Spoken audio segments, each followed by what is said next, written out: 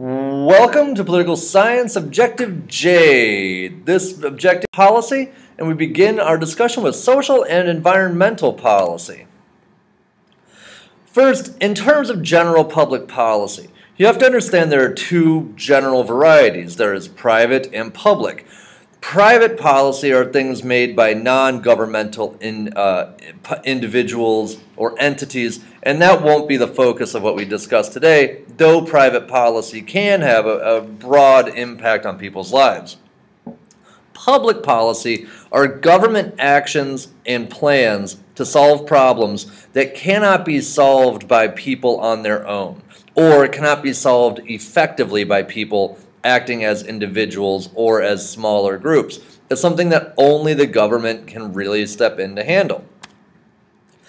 And this is a difficult process. First, you often have different ideas about what is actually a problem in society. Not everyone agrees that all of the things that the government is working on are actually problems. Furthermore, these solutions are expensive, and whenever anything is expensive, it is generally controversial.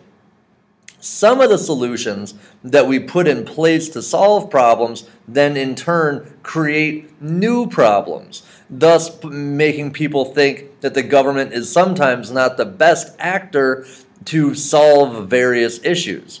And lastly, solutions to big-scale public problems can be complicated.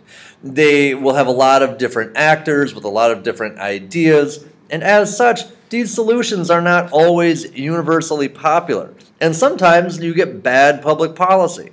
So, as you can see, solving problems can be difficult, but if we don't solve them, then some of these problems can be very serious. There are three broad categories of public policy. The first is redistributive.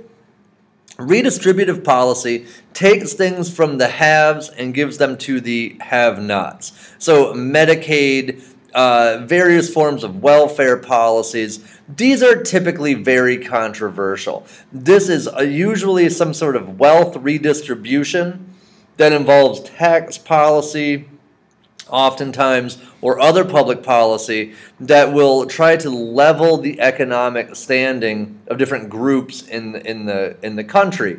This is often a major wedge issue between the Democrats and the Republicans. It goes to the fundamental idea of how the government should be run and what function the government should serve in the lives of the people.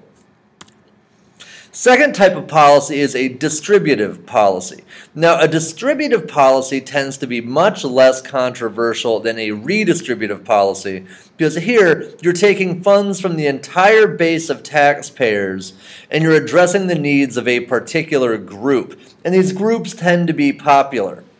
Homeowners, college students, small business owners, farmers, etc. These tend to be popular because the benefits go to a specific group, but the costs are spread very widely across the country, so no one totally notices them, oftentimes. A specific subtype of this is what we call pork barrel projects. Pork barrel projects are where legislators, lawmakers, try to get money to support programs in their home districts. These are programs that only help a certain group of people that live in a certain district, for example, but these programs are paid for by the entire country. Some of these tend to be rather controversial and expensive, but it's one of the functions of a legislator is to get federal money directed towards his or her district or state. The last type of public policy is regulatory. These are policies designed to change or restrict the behavior of groups or individuals. The most important example here is environmental policy. There are also policies relating to labor, policies related to other business practices. All of these the goal is to protect citizens. These policies tend to be highly controversial. The politics around these tend to be highly confrontational. Businesses and individuals oftentimes do not like regulations. but the government has to place regulations on them in order to make sure that the public good is maintained. Question. Take a moment and describe the three types of public policy, the three main types of public policy. Take a moment and do that. When you're ready, start the video back up.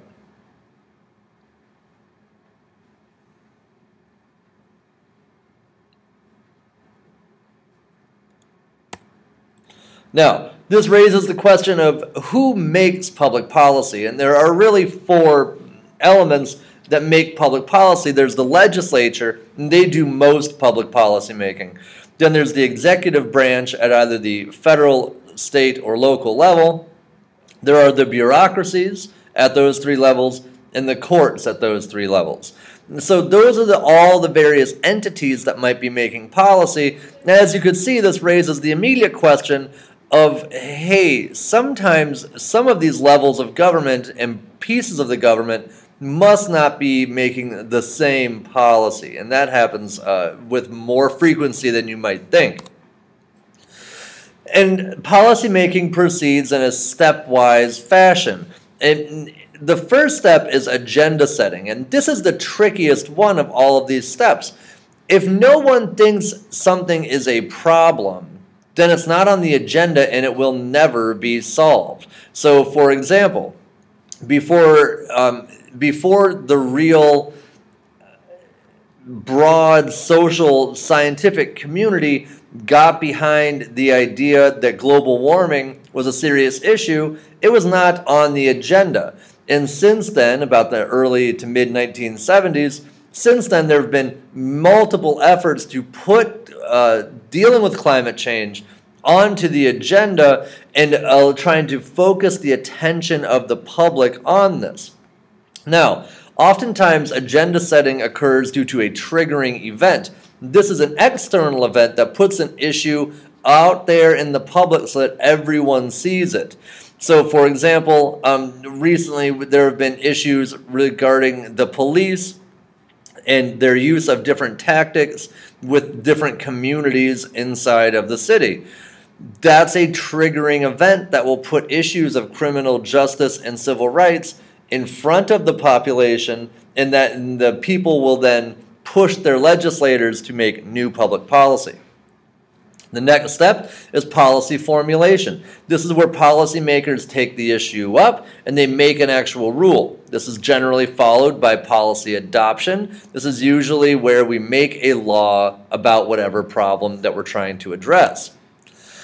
The policy is then implemented, and this is another tricky step in the process. The staffs of the government, the different levels of the bureaucracy, they are the people that make the policies actually function. And they can either impede the process of wise policy implementation, or they can further it, they can promote it. And there's all kinds of political calculations that go into whether or not an agency will want to implement a policy properly or not. Next is the policy evaluation. This is where specific people known as policy analysts, these are political scientists generally, or economists, will look and determine whether the policy addressed the problem and whether the implementation of the policy is going well. Then they recommend changes, and then the policy can be adapted over time. This then leads back into the agenda setting issue, and it goes around and around, and then you see that this is how policy making gets going and gets firmly established as the goal. Question: which one of those steps in the public policy process do you think might be the most controversial, and why do you think that? Take a few moments, answer the question, and then return to the video.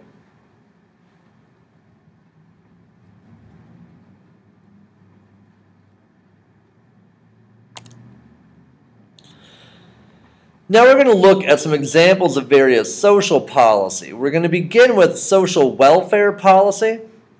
Social welfare policy are public policies that meet the basic needs of people who are unable to provide for themselves. For example, Medicaid. Medicaid is the government's health insurance program for the poor in the United States. Now, many of these social welfare programs, like Medicaid, are what we call means tested, meaning in order to get the benefit associated with this policy, you have to show that you need it. This is usually done by setting an income requirement. And if your income level is above the level that would qualify, then you don't get the benefit. These social welfare policies are generally designed to fix short-term problems only. Now, what generally happens, though, is that a short-term fix sometimes ends up lasting years and years or decades and decades, because after you get these kinds of programs put in place, oftentimes it's hard to get rid of them. This is opposed to a social insurance program. Social insurance programs give benefits in exchange for contributions made by citizens. And this is designed to offset future economic needs. Medicare and Social Security are our two biggest social insurance programs. These apply to all people or almost all people. They're usually popular. How these work is you pay into a fund, and then that fund gives you a benefit later on down the road. Social Security is the most important of these programs. It is an insurance program where you will pay during your working life in order to get a retirement benefit after you retire. It's been around since the 1930s. It was part of the New Deal. It was an FDR policy designed to make sure that when you got old in America, you would not die poor. Now, demographically, we've had some shifts, and the baby boomers are moving through the Social Security ranks presently. As they keep going forward, the benefits that are being paid into the system are going to, the benefits paid out of the system are going to exceed the taxes going into the system. And unless something is done, by 2041, the trust fund, the Social Security Trust Fund, will run out of money. Thus, the people that are currently paying into the system, if you're going to retire after 2041, there won't be any money left.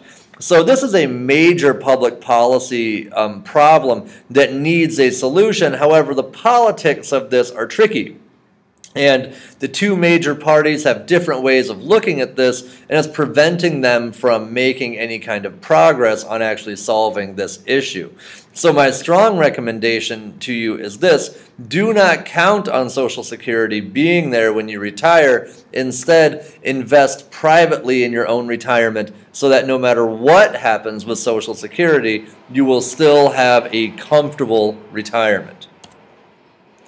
Here you can see the deficits that are being faced by Medicare and Social Security. Right there you see the Social Security cash deficit will begin in about 2017.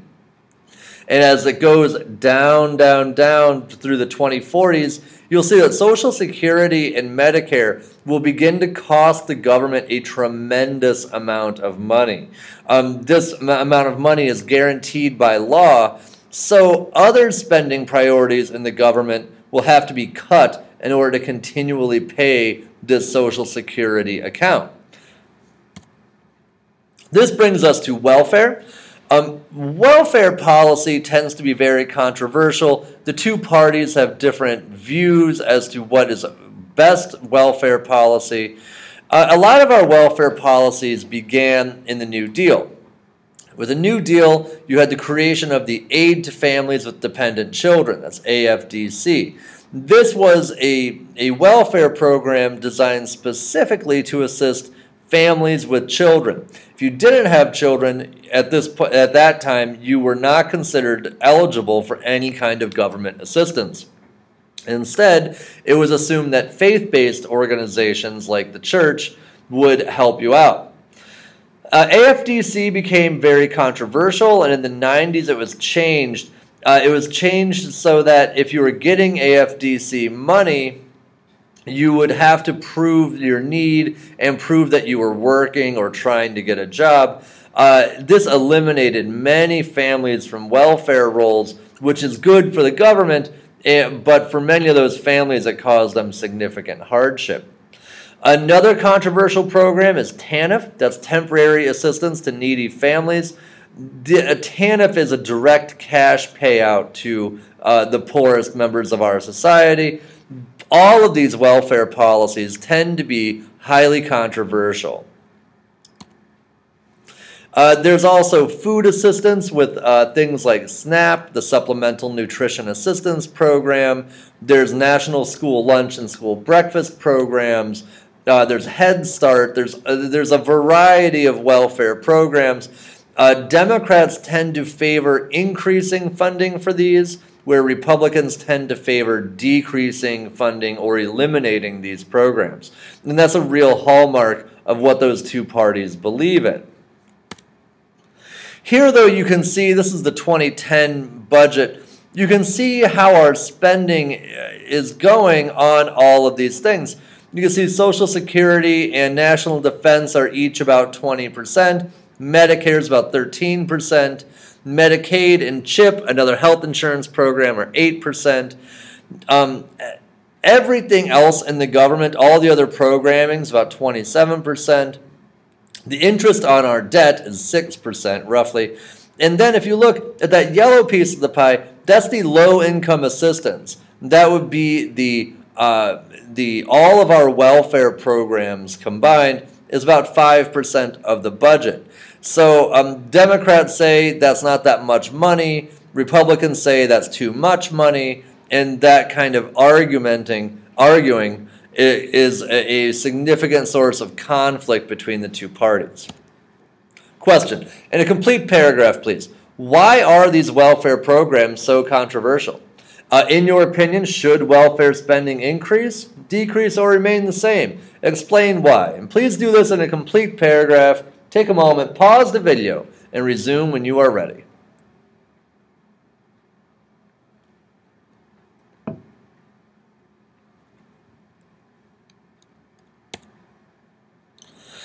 This brings us to healthcare policy. With President Obama's new healthcare initiative, healthcare policy has been in the front of the minds of many Americans. We have two existing healthcare programs at the federal level. We have Medicare and Medicaid.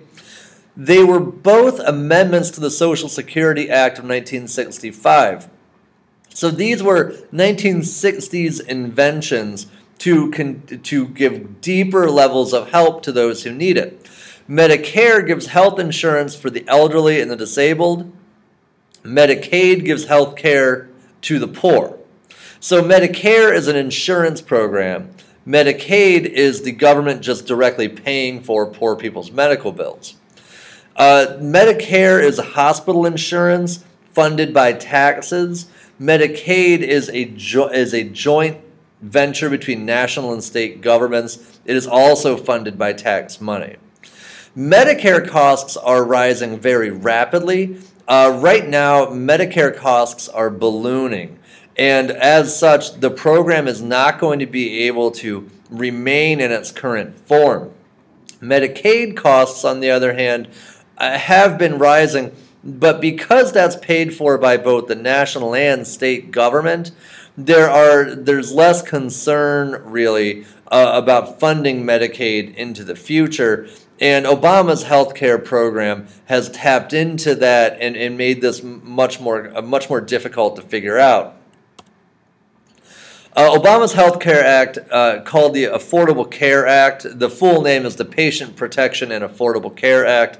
We generally refer to it as Obamacare. It strengthens both Medicare and Medicaid, and in a first for American employers, it says most American companies must offer health care insurance to their employees or they will face a penalty. It also said that every individual has to have health insurance. And if you can't get it at your employer, then you can get it on federally funded health exchanges or federally organized healthcare exchanges. So what this is meant to do is to eliminate anyone who does not have health insurance, which is obviously a serious problem. In case of illness, a healthcare expense can bankrupt you. It gives some tax breaks to small businesses. One of the major things it said was that if you had a pre-existing condition, cancer, diabetes, a disability, etc., insurance companies are not allowed to refuse you health insurance, which had been the practice up until the ACA was passed. It was pretty common for health insurance companies to just drop you from their rolls if they thought that you would cost them too much money. Now, it should be noted that this is not a government takeover of the healthcare system. It is a government furthering its regulatory capacity of already existing federal programs. The public funding option was not passed. That would have been something that would have made our healthcare system be similar to that of Canada, Europe, and essentially the rest of the industrialized world. We did not pass that, and instead what the ACA essentially is health insurance reform. Question. Explain President Obama's healthcare law. Explain the ACA. What are some of the positives and negatives of it? Take a moment, pause the video. When you're ready, resume.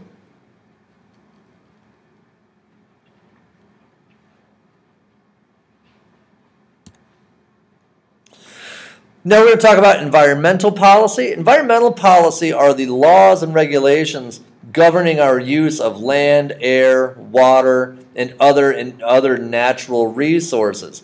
It is distributive, redistributive, and regulatory, and it is focused on quality of life by improving the quality of the world in which we live.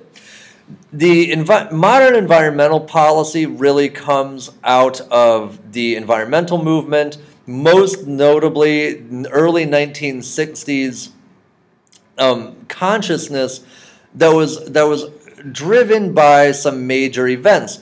One is the book Silent Spring by Rachel Carson. Rachel Carson's book is considered incredibly important for environmental policy, as it highlighted the idea that the chemicals we were using in the environment were killing birds, and as such we may be stuck with a silent spring, a spring with no bird song, unless we reorient how we look at our environment. There's all kinds of concern over coal mining and the damages that has done. The Cuyahoga River caught fire in 1969. Now, it should be noted that the river had caught fire a number of times before the very famous fire in 1969, but the 1969 fire really got the public's attention because generally rivers don't catch fire. That's bad for rivers. And Cleveland was noted as being one of the dirtiest cities in the United States. We have since cleaned up our act substantially. All kinds of events have shown that the environment is in severe need of protection. Human actions in the natural world tend to be disruptive and damaging. Most recently, the Gulf oil spill by British Petroleum, BP, showed that a government that wasn't paying attention to oil companies allowed millions of gallons of oil to be dumped into one of the most fragile ecosystems in the world. So the government is needed to step in on environmental issues because companies will not do it on their own. It's not in companies' interests directly to clean up pollution. Our first environmental decade really was the 1970s. The first Earth Day was 1970. Importantly, a few pieces of environmental legislation to be aware of. NEPA, National Environmental Policy Act, required impact statements for any new federal regulation. So everything the federal government does now has to have an environmental impact statement saying that the federal government's actions will not have a substantial impact on the environment. Now, that happens. The paperwork is always filed, but some things that the government does, still do have substantial impacts on the environment. Then in 1970, President Nixon created the EPA, the Environmental Protection Agency, which is a cabinet-level position responsible for environmental protection. The Clean Air and Water Act of 1970 and 72 specifically set limits on pollutants being released into the environment. The Endangered Species Act of 1973 created lists of species that were threatened with extinction and set aside certain resources for protecting them. Safe Drinking Water Act of 1974, for the first time, forced the government to look at what we were drinking and begin to clean it up. Now, that's in the 70s. Now, environmental policy continues to be important. Some new issues that have arisen are things like environmental justice. Environmental justice is a civil rights issue, pointing to the idea that the poorest people in the country typically are not protected from environmental hazards like the richest people are. So environmental justice is often an issue of civil rights and fair treatment for all people. There are all kinds of current environmental controversies, such as fracking of natural gas, the Keystone Pipeline, other controversies. This leads us to the idea of takings. A regulatory taking is when the government steps in to prevent a property owner from doing something with their land, such as building an oil well, putting a pipeline across it, things like that. When you do that, when the government does that, those people lose some amount of money, and that is called a takings. Beyond that, there is concern about fossil fuel use. We've talked about climate change already, but the more fossil fuels we use, the greater the climate impact becomes. And there are various solutions, such as increasing the gas tax, looking for alternative sources of energy and using them more widely, and drilling for domestic oil.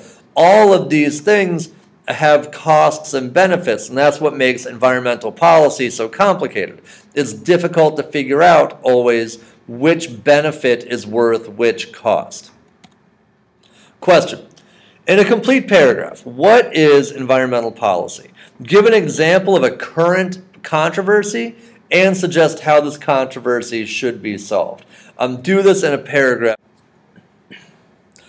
This brings us to a conversation about economic policy. Economic policy is one area of policy which few Americans properly understand, but it is very important to have a comprehension of how the government impacts the economy, and economic policy is the way in which they do that. First, you have to understand a little bit about the economy, beginning with supply and demand. Now, supply and demand gets more complicated than this, but the core of this is prices go up as demand goes up. Prices fall as demand falls. Prices fall as supply goes up, and prices rise as supply falls. It's a very straightforward sort of economic understanding that the price of a good is dependent on how much people want it and how much of that good is available. Beyond that, an important measuring unit for the economy is GDP. That is gross domestic product. This is a measure of total economic output in a given country. So this is the value of all of the goods and services in any given country. Beyond that, you have to understand that there are business cycles. An economy in a capitalistic system will have booms and busts, and these are predictable. They go between, and the economy goes between these two in cycles. These are called business cycles. Here's an example of a graph showing the business cycle. You can see with the green line, the economy gets better to a certain point, to a peak. Then we hit a recession and it goes down, down, down, down. Hits the low point, then gets economic expansion occurs. It goes way up, then back down. And this will happen in your lifetime. several times. Business cycles will be important for you in terms of your job prospects and your economic success as you move through your life. The thing about business cycles is that the government can do some stuff to minimize the peaks and the valleys, but you can't get rid of the business cycle entirely.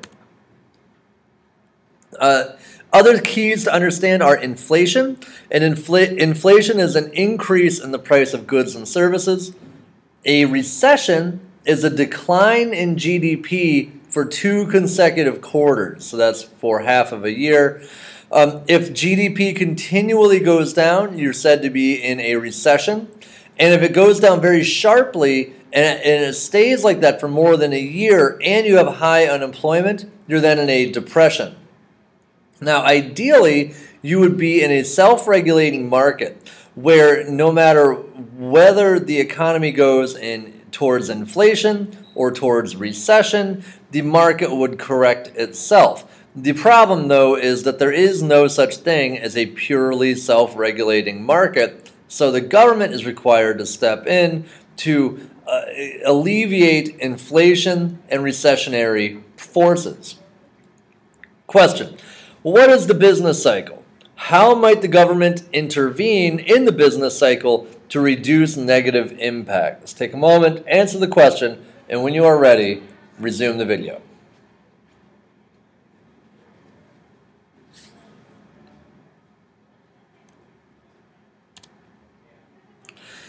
Now, in terms of public policy, there are 2 main economic policy tools that the government uses. One is fiscal and one is monetary. Fiscal policy is the taxing and spending policy. It's when the government collects money from the people and spends it on various priorities. The president and the Congress here are the major players in fiscal policy as they decide the budget priorities and how money should be spent. Monetary policy, on the other hand, has to do with the government regulating the economy by manipulating interest rates and the money supply in order to change the value of the currency. Monetary policy is very, very complicated, and here the president and Congress are not important, but the Federal Reserve Board is the important piece in monetary policy. Federal Reserve Board being the group of individuals that controls the Federal Reserve System, which is our nation's central banking system. Here you can see that government policy for the economy is either monetary or fiscal. On the monetary side, you're working on interest rates and money supply. On the fiscal side, you're either taxing or spending. Monetary policy, like I said, is complicated. It is determined by the Federal Reserve Board of Governors, and the Board of Governors can decide to either have one of 2 monetary policies, tight or loose. A tight monetary policy is where they restrict the supply of money, and when you restrict the supply of money in the system, inflation is kept down. Now, this is good to a certain point, but eventually you could get yourself into a recession. That's when you hit a loose monetary policy, where they put more money into the economy to allow a little bit of inflation in order to avoid a recession. So the Board of Governors uses all of this information, an enormous amount of data, to try and guess the right kind of monetary policy. And they do a reasonably good job, but they are not perfect, so that we still have the threat of recession and inflation. Fiscal policy is more straightforward. It's made by Congress and the president through the budget. We will use taxing and spending in this country in a variety of ways. Sometimes the Congress will go into a deficit, a budget deficit, where they spend more money than they take in. They will do this during a recession to stimulate the economy so that the economy improves. However, ideally, we should have a balanced budget, meaning that what you take in from taxes equals what you spend out.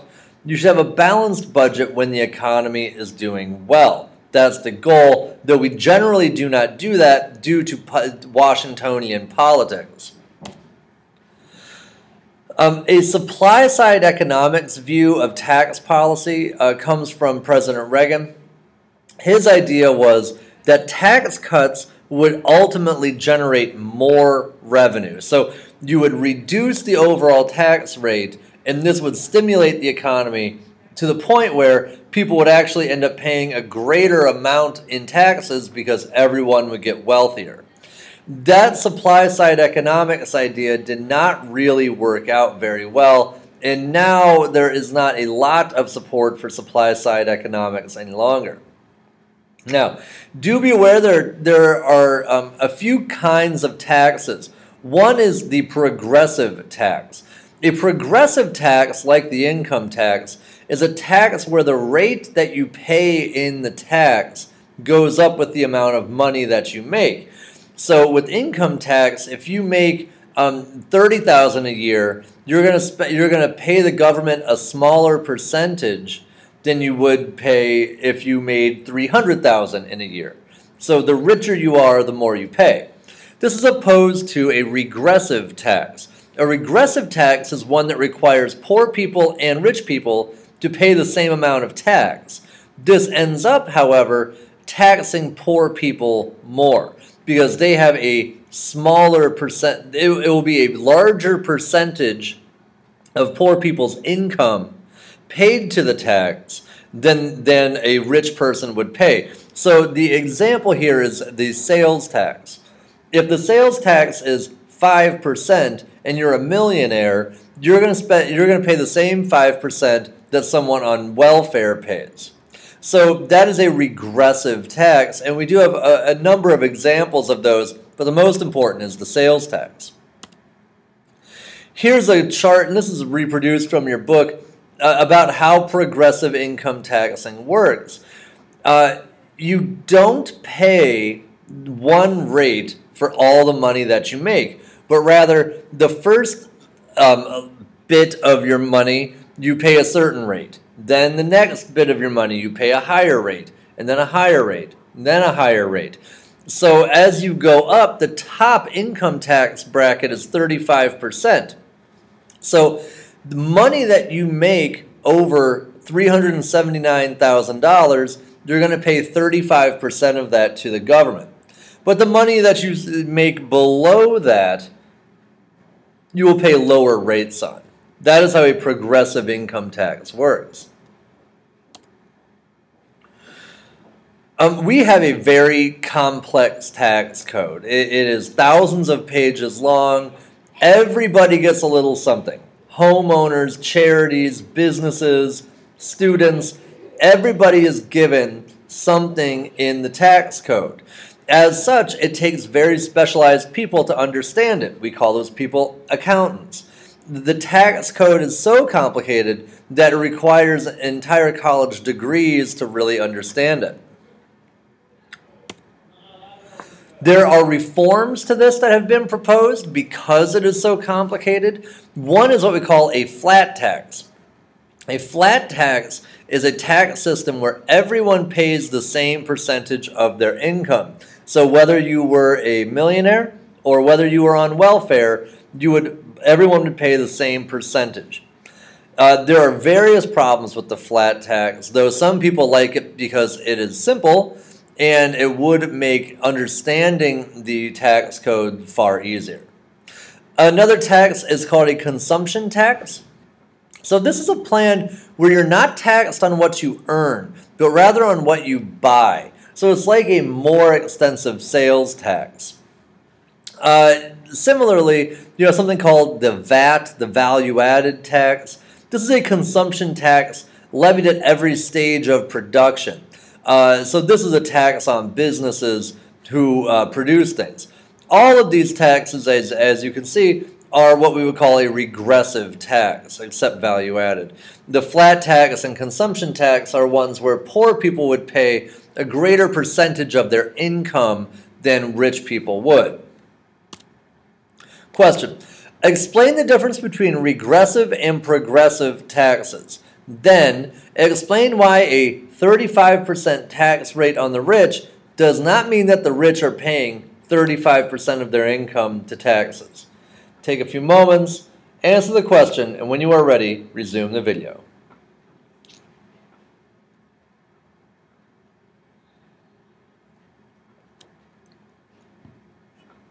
Now, it has been important that we regulate business, and the government spends a lot of their economic policy on this regulation of business. Historically, we have the government has controlled monopolies and broken up trusts.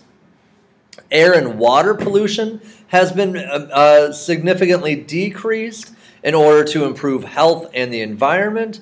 Mortgage and banking industries have recently gotten into trouble for being not regulated enough, thus causing the Great Recession of the early 2000s. So as you can see, the government does a lot to kind of control businesses. Now, businesses don't like this. Businesses instead want to be deregulated, meaning we take away regulations so that they can operate what they think is more efficiently. Now, the flip side of this coin is, though, government regulations are there to protect the interests of the people.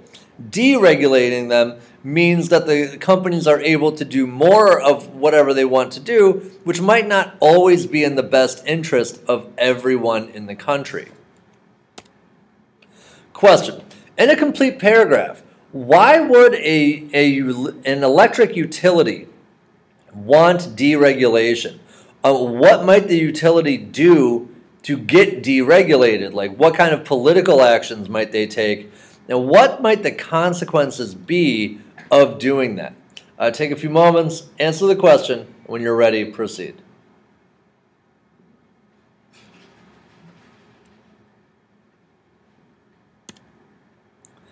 Another major element of economic policy is labor regulations. The United States has a long history of protecting workers. This goes all the way back to early labor union movements during the Industrial Revolution, setting minimum wage, limiting the work week, giving pay for overtime.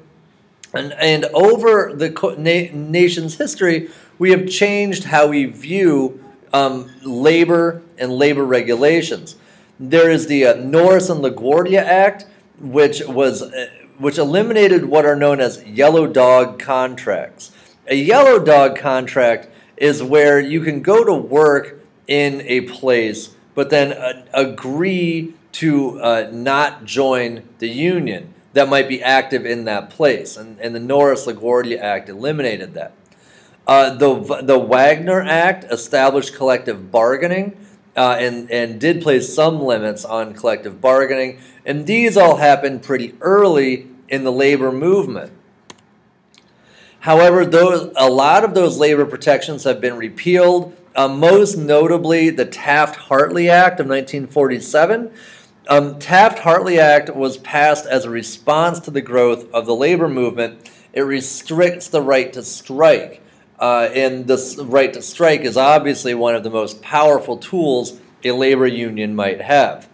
Further, in the 1990s and 1994, when Republicans took over Congress, other labor movement advances were rolled back in order to help businesses.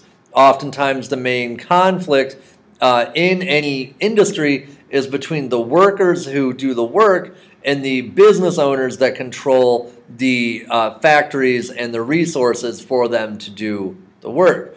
And the Republicans tend to be more focused on the business side of things. Democrats tend to be more focused on the labor side of things. Question. What is the purpose of a labor union? And why might an employer want to prevent unions from developing and growing in their business? Take a moment, answer the question, and when you're ready, move on.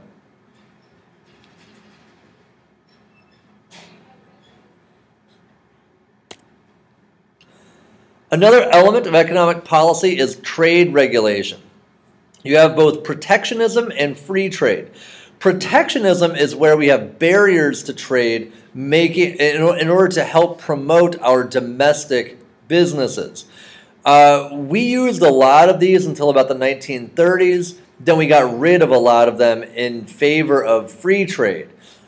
Trade protectionism is supported strongly by the labor movement, who wants to keep American jobs, and environmental movement, who wishes to use American environmental laws on the production of goods.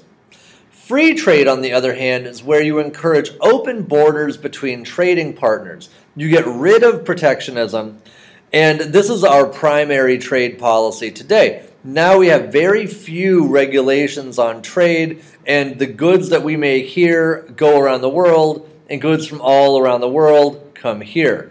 Free trade is supported by businesses and economists and the World Trade Organization. So there you have the two main sides of the trade debate, essentially. This has led over time to an increasing trade deficit. Our trade deficit is where we increasingly import more than we export. This can be a cause for significant concern, as America used to be a manufacturing economy and now is a services economy, where we are not the country that makes things, we are the country that provides services to other countries. Most notably, our biggest trade deficit partner is China, and we get so very much from China that we have a unique relationship with them regarding the flow of goods into the country. There are continuing controversies over NAFTA, the North American Free Trade Agreement. This is an agreement between the North American countries of US, Mexico, and Canada, which eliminated trade barriers and in so doing shipped a number of American jobs to both Mexico and Canada, where it did allow American consumers to buy some Mexican and Canadian products more cheaply. Here you see a fascinating graph about our trade deficit. It might be a little hard for you to read, but the United States is in the middle there, and all of those different lines that are going out from there show our trading partners. And the pink dot is the size of our trade deficit with those people. So if you look, the pink dot around China is very large. We have a huge trade deficit with them. But if you go around that graph, you see we also have trade deficits with Japan, Canada, Mexico, Saudi Arabia, Germany, Ireland, Venezuela, Nigeria, and Italy. Then we have trade deficits with those countries to the point where we are exporting a lot more to them. I'm sorry, we are importing much more from them than we are exporting back out. Question: in a complete paragraph, why is a trade deficit a problem? And if so, should we do anything about it, and what? Take a moment and answer the question, please. When you're ready, proceed.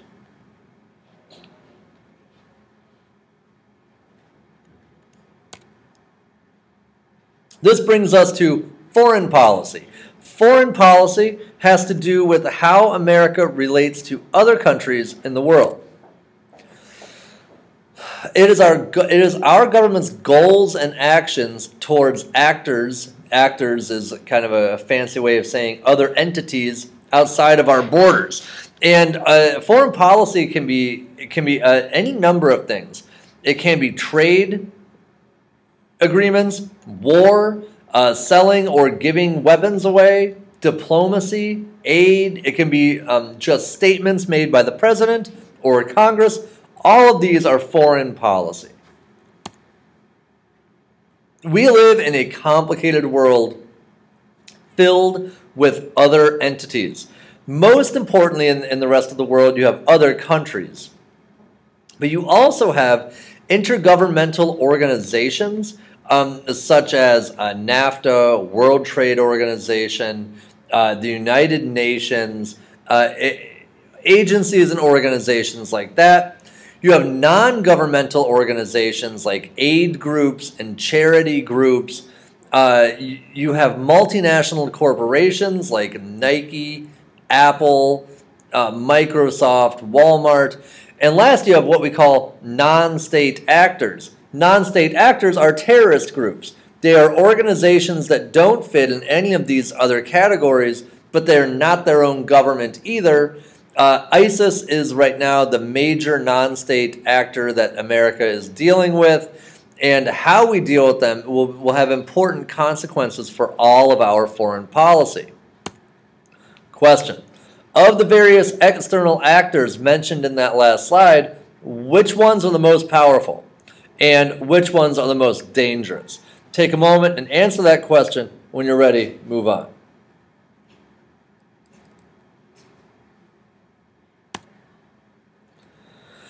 Now we're going to start talking about American foreign policy as a post-Cold War emergence. Everything before that, while historically interesting, is much less important than what happened after the Cold War.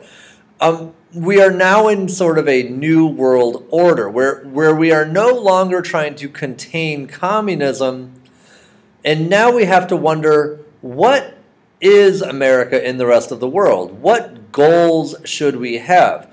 After September 11th, it appears like we are the global police going after international and national terrorist organizations. And America has to decide whether that is a role with which it is comfortable. There are three broad types of foreign policy. There's crisis policy, strategic policy, and structural defense policy. And almost all foreign policy actions can be broken down into one or more of those three categories. Crisis policy is where some major critical event occurs. The attacks of 9/11, the Cuban Missile Crisis, Iraq invading Kuwait. This is a threat to our national interest. There's limited time to respond, and we usually respond with force. Here, the people that do this are usually the president and his advisors. The policy-making piece here is low. Low visibility, I should say. As in, we don't usually see what the president and his or her people are doing. Rather, we just see the results of it. Congress is usually not involved formally in any of this. Crisis policies tend to be issues that are very intense for the United States, and the president takes the lead on them. This leads us to strategic policy. Strategic policy is not like crisis policy. It does not just emerge due to some event, but rather it is designed to assert and implement basic military and foreign policy stances of the United States. This is usually the executive branch and the executive branch agencies. Here you have things like selling arms or giving arms to our friends, giving aid to people who we want to assist, setting immigration policy. During the Cold War, the containment of communism. This is all strategic policy. It is designed to get our ideas out there. The last one is what we call structural defense policy. This is where defense spending comes into play. Defense spending gives us the weapons and the tools needed to go into the world and do what we want to do. This is usually Congress and the Defense Department and interest groups involved in structural defense policy. The president is less involved. Here are things about closing military bases, building new weapons like the ones shown here. That is the new Joint Strike Fighter, the F-35. A very, very expensive plane to build, but building it is an example of structural defense policy. After we have the planes, then we have the capacity to use them to implement our will on the globe. Question. Of the three types of defense policy, which do you think is the most controversial, and which do you think involves the least amount of public input? So what parts of that do you think are most secret, and why? Take a moment, answer the questions, and when you're ready, resume.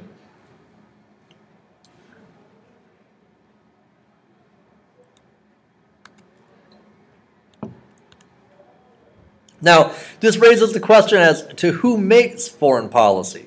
First, the president is generally considered the primary foreign policy maker. He is the chief executive and the head of state. He commands the military, and he is the chief diplomat and legislator for the United States. So most of the president serves as the face of the United States to other countries. Inside the executive branch, you have a variety of people that assist the president in this role, most notably the National Security Council, which is pictured there. National Security Council is a meeting of the president's top security advisors so he can make wise decisions about how to operate in the world. You also, however, have the Department of State, the Department of Defense, the Joint Chiefs of Staff, the intelligence community, such as from the CIA and the Director of National Intelligence. You also have the Department of Homeland Security. So here you can see the executive branch foreign policy mechanisms are very significant. This is a lot of people. This costs a tremendous amount of money because America feels a need to maintain a leadership role in the world. And to do that, it requires a lot of people working very hard. Congress has foreign policy implications as well. They need to ratify the treaties made by the president. They confirm his appointments. These will be appointments to foreign policy related agencies. Importantly, Congress has the sole power to declare war. Without congressional declaration of war, America is not officially in a war, even if it is in a conflict. Congress also has the spending power, and it can remove weapons funding. It can remove funding from the president's foreign policy initiatives. Congress oversees the executive branch. It provides oversight, and as such, the president cannot do anything too far out of the liking of Congress, else he would be called into question over that. Congress also makes laws. Some of these laws may have foreign policy implications. Here you see a variety of foreign policy doctrines, all the way from the 1820s, the Monroe Doctrine, up to 2009 to the present, what we might call an Obama Doctrine. This kind of shows you how individual presidents have addressed our role in the world. And you might want to pause this and read through it. It has some excellent information about how we have changed from being a protectionist, isolated country to being one that is open and part of the modern world. A major element of foreign policy in the U.S. is something known as the War Powers Act. This was passed over a presidential veto at the tail end of the Vietnam War. It was meant to stop wars that never seemed to end, like Vietnam, or wars that we fought in secret, such as the war that we fought in Cambodia during the Vietnam War, and the people or Congress were really not informed of it. The War Powers Act states that the president must notify Congress whenever troops are moved into a hostile situation or hostilities are imminent. When the president does move troops into those zones, they can only stay for 60 days, unless Congress specifically authorizes them to stay further. Now, there are very serious questions about whether or not this is constitutional. The Constitution pretty specifically spells out the power of declaring war and executing the war and how that works in our government. So the War Powers Act does seem to have some constitutional questions. Beyond this, presidents tend to ignore the War Powers Act, and after troops are on the ground somewhere, they are reluctant to pull them back out just because Congress doesn't pass the needed authorization. Question. Go back a few slides to the chart listing the uses of force since 1981. What similarities or differences do you see amongst these actions? That chart is actually in your book, so you will want to take a look at that in your book.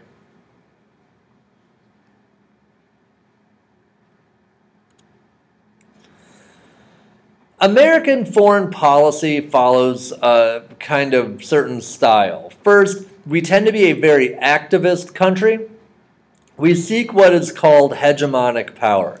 Hegemonic power means we are the sole and the main power on planet Earth. We are very active in the affairs of other countries. We will send troops into we will send our troops into other people's countries to defend our interests. And we have a balance of interests. We wish to protect human rights. We wish to defend our own security, promote ourselves economically, and spread democracy. And we will use our foreign policy tools, including force, in order to make these values a reality. Some of the strategies we have employed, one is called deterrence. This is threatening your enemy from doing something you think that they might do. So, for example, during the Cold War, we told the Soviets that if they ever launched a nuclear attack against us, we would destroy them. And they told us that we will also destroy you. That prevented, in some way, full-scale nuclear war, because we knew that if anyone launches one missile, then the other country will respond with such force that there would be mutually assured destruction. Another foreign policy strategy is compellence.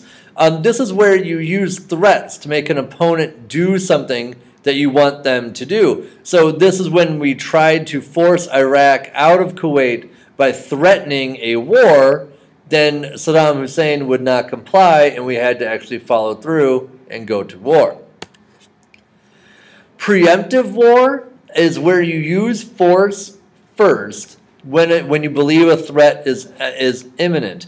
Most famously, this is when Israel attacked Egypt in the late 1960s. In order to prevent Israel from being attacked, they tried to attack their enemy and take out the enemy first. Another type of strategy is something called preventive war.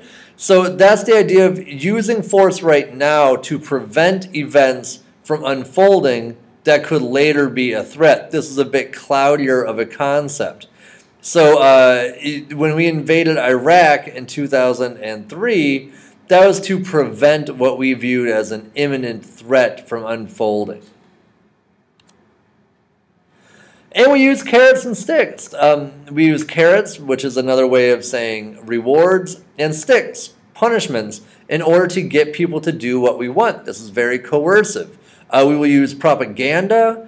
We will meet with countries in summits to use diplomacy. And we will run covert, which means secret, political operations. We are out there in the world all the time trying to get other people to do what we want them to do. We can use economic instruments like foreign aid or sanctions or embargoes.